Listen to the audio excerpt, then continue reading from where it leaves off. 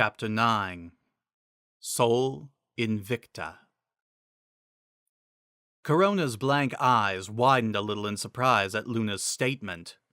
Sister, wherefore art thou calling me by such a false title?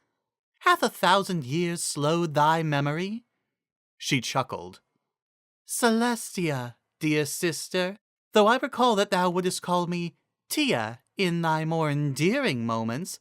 You are not my sister! Luna exclaimed as she moved, charging forward with horn flaring with magic, wings spread wide as she leaped for Corona. The white alicorn's own horn glowed as Luna did so, however, and the Princess of the Moon was seized in a white aura and thrown to the ground with force that would have shattered any other pony's bones. Corona's eyes narrowed, and she spread her wings wide.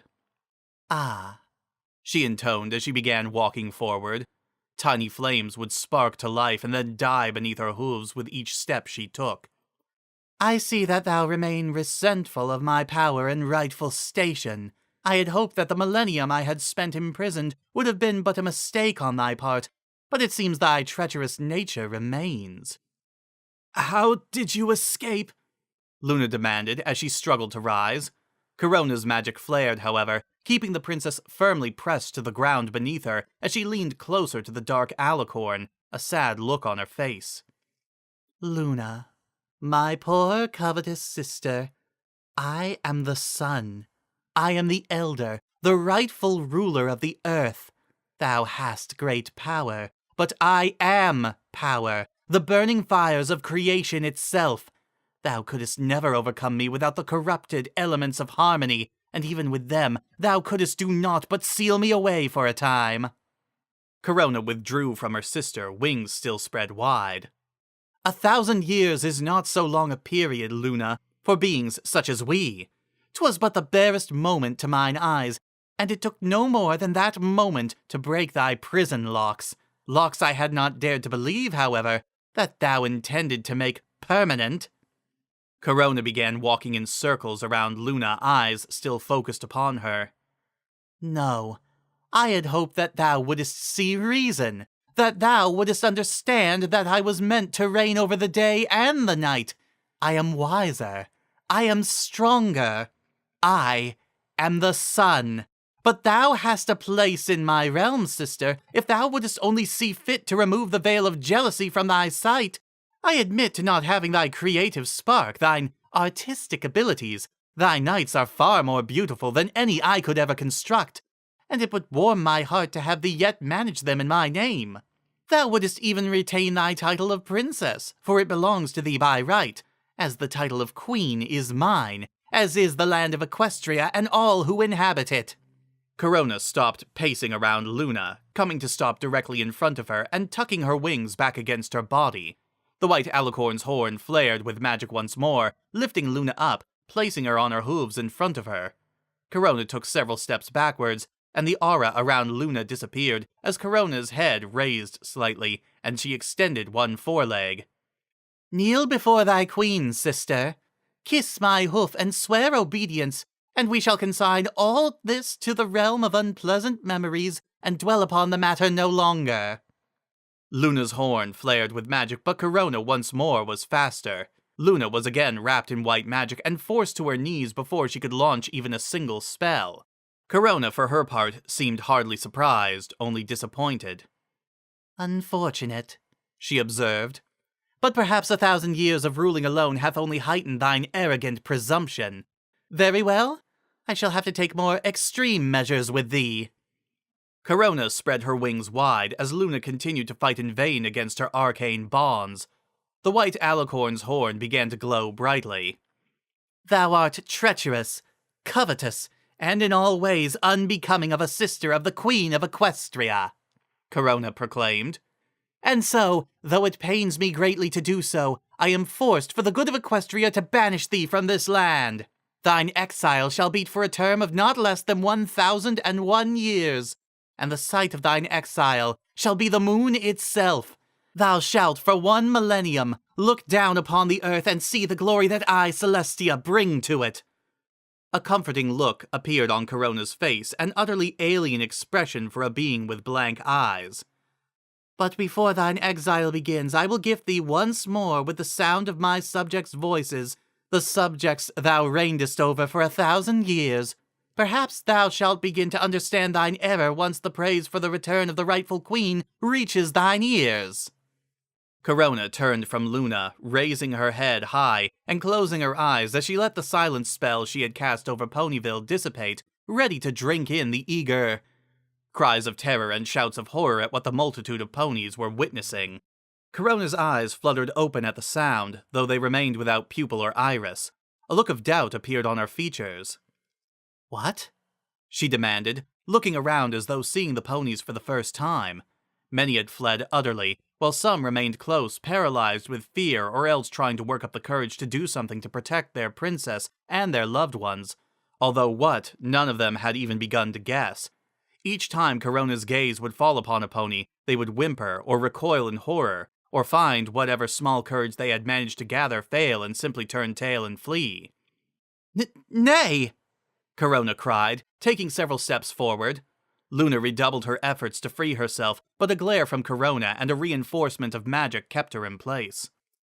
Ponies, wherefore do you flee in fear? Screams of delight should be reaching mine ears, not screams of terror. The white alicorn punctuated this remark by slamming her right hoof down upon the cobblestone street with such force that it sent a 10-foot crack straight forward. The white alicorn's horn glowed brightly, and her wings flapped once. Instantly, scores of ponies were seized in her grasp and dragged forward, even those who had hidden inside buildings. Corona was careful to guide them out of the open doors and windows and place them all in front of her, holding them on their hooves and in place. This easily doubled the wails of abject horror, over and over again. And over again, one word reached the white alicorn's ears. Corona. Corona. Corona closed her eyes and grit her teeth. Cease your cries! Your queen demands silence! She shouted, not merely enhancing her voice, but using magic to adjust its tone and inflection to be one that most ponies simply couldn't disobey. Shortly thereafter, not instantly, but quickly enough, the screams and cries died down to a low-level murmur and whimpers and held back tears. Corona looked around at the ponies frozen in place before her. Explain yourselves, she commanded. After 1,000 years, your rightful queen has returned. She approached one pony, getting close to the stallion. Wherefore do you run? She demanded, and he flinched and tried to move away. Corona snorted in disgust and turned to another. Wherefore do you find cause for fear? Luna stopped struggling against her bonds, breathing heavily. She looked to Corona, and the faintest grin appeared on her features. It was the same 1,000 years ago, Corona, she said. Don't you remember? Corona turned quickly, glaring at Luna. The filth! The spittle! She exclaimed. Such lies are unbecoming of thee, sister! 1,000 years ago, 'twas thine actions that made the ponies rise against me, thy corrupting influence in my court. You mean the court that you had to drag from their homes kicking and screaming? Luna asked. No, wait, that was earlier. You're referring to the court that attended to you only because you held their families hostage. Their obedience was better assured in this manner, but always I have love of the common pony. You mean to tell me you don't remember having to threaten to burn down Canterlot and start over, like a phoenix rising from the ashes, if every pony in the city didn't line up for your procession that one time? Thine influence was strong in the capital, but in the rural areas, where the revolution began, it would have gone not further had the royal guard not immediately switched sides as soon as I had stolen the elements from you? Be silent! Corona shouted, the aura surrounding Luna doubling in size and forcing her to the ground. She cried out in pain. I should have known. 1,000 years may not be so long for an alicorn, but for ponies, thou hast had a millennium to sow thy lies amongst my subjects, to turn me into naught more than a monster in thine eyes. I didn't need to. You did that fine by yourself. Luna's horn glowed, and though she did not escape Corona's magical grip, she managed to force herself to her hooves and look Corona in her blank eyes. You had all that you could ever want, but you wanted more. You tried to take everything. You weren't a queen. You were a despot. You ceased being my sister, and became something that that I had to stop. Her eyes narrowed. You aren't my Tia. You don't deserve that name. You are Corona the Tyrant's son. A monster. Corona's eyes widened at so blatant an insult.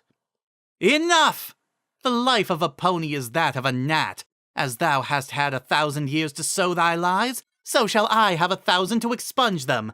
Whatever paltry edifices thou hast raised in mine absence, I shall tear down and raise glorious monuments of mine own.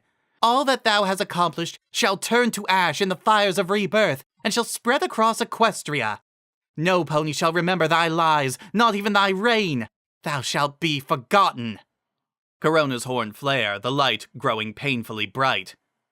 Thy banishment begins now, Luna! Luna tried one more time to escape from Corona's magical aura, but her struggles were in vain as white light encompassed her completely. She opened her mouth to shout some final defiance, but the sound of Corona's magic drowned out whatever she tried to say as she shot straight upwards, towards the sun, and the moon that lay hidden behind it, disappearing into the unnatural midday's glare. Corona watched the white comet disappear into the sky, her face holding a bizarre manic mixture of grim determination and sadistic glee, mane and tail billowing like flames caught in a breeze, but which were too determined to be put out by it. At length, Corona turned around, looking over the ponies and letting her white aura of magic fade from them. All were too paralyzed by fear to run, instead only huddling together, trying to protect each other from Corona's gaze. Who among you leads this settlement? She demanded, stamping a hoof. Who represents my sister's court? Step forward and present thyself to thy queen. There was a long pause before a beige-colored earth pony began creeping forward, head low, but eyes locked on Corona, and fighting back tears of fright.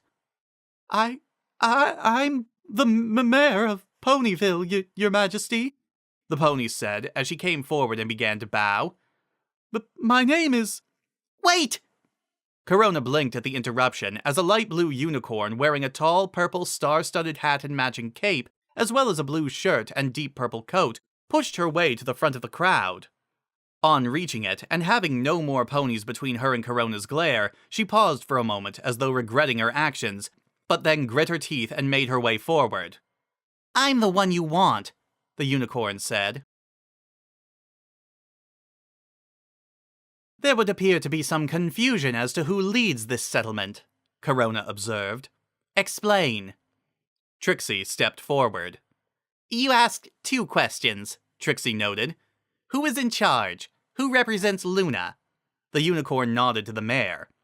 She's the elected mayor of Ponyville, but if you're looking for the representative of Luna's night court, that would be me.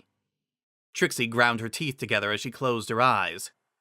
Please, your majesty, don't hurt her. Don't hurt any pony here. If you're looking to destroy Luna's government, then I'm the one you want. There was long silence, broken only by the cackling of flames that surrounded Ponyville. And, Trixie noted, a similar sound coming from Corona's mane and tail as well. Trixie heard hoof steps in front of her and dared to open one eye. Corona was pacing around her and the mare, appraising them both, as well as the gathered ponies who were still watching in abject terror, wondering if they were about to witness an execution. Trixie tried not to think. She tried not to think about her future and the innumerable ways that Corona could kill her, many of which would involve fire, all of which would be painful beyond belief, and few of which would be quick. She also tried not to think about her immediate past, and what she had just seen. Luna, Princess Luna, the immortal ruler of Equestria, her mentor, in many ways her surrogate parent for the past 10 years, utterly and completely dominated by this monster, by a dark and terrible legend come to life, banished to the moon for 1,000 years.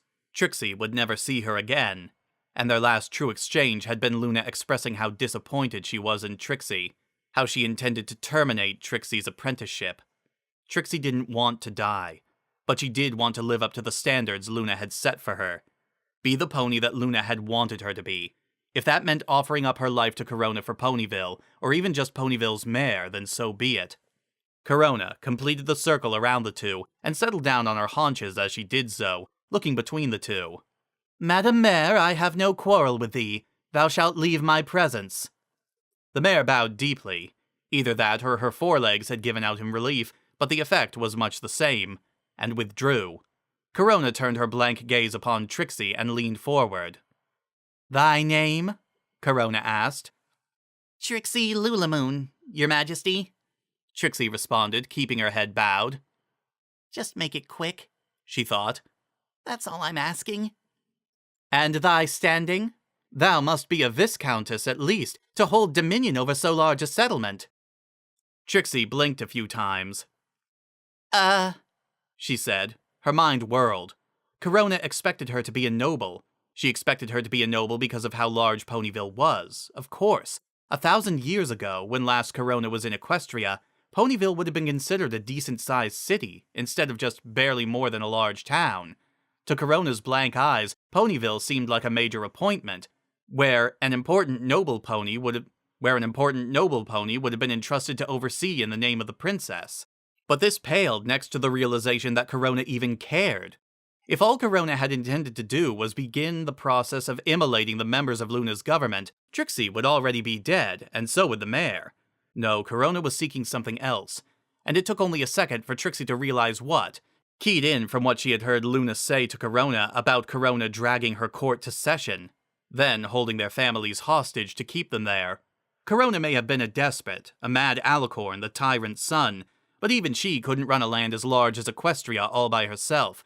She needed a court of her own to handle day-to-day affairs, and simply burning away all of Luna's night court was hardly practical, especially if she really did want to try and earn the love of ponies everywhere. It would make far more sense to, at least in the short term. "I grow impatient," Corona intoned. Trixie glanced up, then bowed her head. Forgive me," she said, and picked up a relatively middling noble rank at random. "Duchess, your majesty." Corona's eyes widened slightly. "Duchess?" she asked. "What crime hath been committed by thee to warrant thy appointment here?" Trixie winced. Apparently she'd shot a little too high, but yes, she could work with this. "I had a disagreement with Princess Luna, your majesty, over my duties. I felt I could handle more than she was giving me," Trixie said, keeping her head bowed. "This appointment was intended as more of a banishment from the night court than anything." Corona considered Trixie, as Trixie once more dared to look at Corona's blank eyes. The white alicorn's emotions were difficult to read thanks to those empty orbs. She had no idea what Corona was thinking, what Corona intended to do with her. At length, the white alicorn spread her wings. "Whatever quarrel thou hast with mine sister," she said, "I believe it to be most unfair.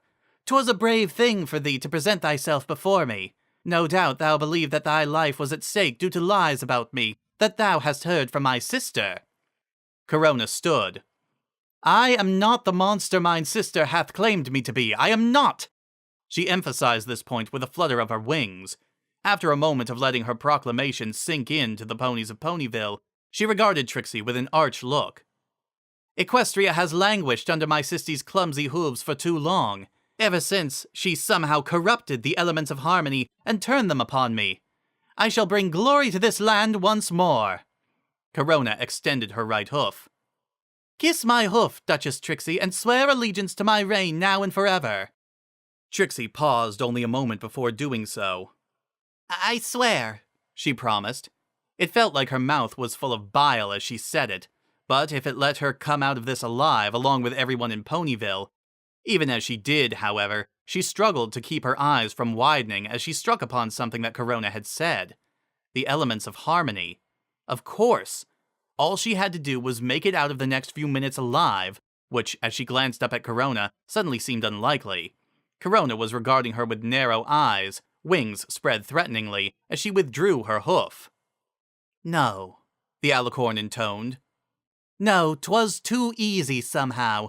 I find it hard to believe that a pony who would lay down her life to save another's would so easily bow to me, no matter the quarrel with my sister or her court." Trixie blinked. No, your majesty, it's just, with Princess Luna gone, Corona said, cutting Trixie off and grinning widely, as she believed she understood the source of Trixie's actions. "'Twas not bravery, 'twas a peculiar cowardice, and spite for thy former princess, and opportunism. Thou believed that thou couldst ingratiate thyself within my new court." "No, yeah, maybe?" Trixie asked stupidly. On the other hoof, it certainly made her sound like such a pony as Corona was describing, caught in the act.